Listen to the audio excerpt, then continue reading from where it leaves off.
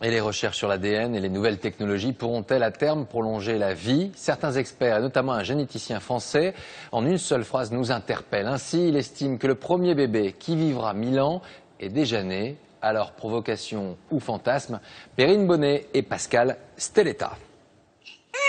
Le bébé qui pousse son premier cri en 1750 n'a que 25 ans d'espérance de vie.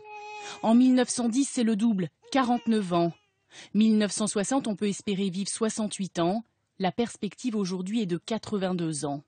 Et la courbe va, paraît-il, poursuivre sa course, au point que ce scientifique affirme, sans sourciller, que l'homme qui vivra 1000 ans est peut-être déjà né.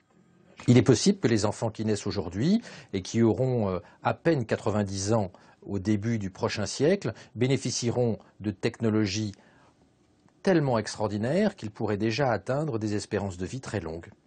Ces technologies n'existent pas encore, mais les bases sont posées.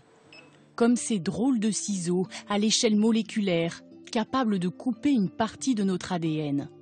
Le morceau, porteur d'anomalies, peut être ainsi supprimé, l'ADN réparé. Plongé au cœur de nos organes pour les restaurer, cette science-fiction-là devient réalité. Prendre des cellules d'un patient, les mettre en culture et les réinjecter par exemple sur un cœur abîmé après un infarctus, la médecine sait déjà faire. Alors jusqu'où ira-t-on? Le corps maintenu en vie 200, 300 ans, voire 1000 ans, la science y travaille, mais les humains, eux, en ont-ils envie? 100 ans, déjà, ça me paraît déjà une très très longue vie. On risque de s'ennuyer, on risque de tourner en rond, je ne sais pas, de déprimer. Là, on se dit, il faut qu'on fasse plein de choses avant de mourir, justement, et de se dire qu'on ne pourra jamais mourir, ça enlève toute la motivation qu'on a de vivre.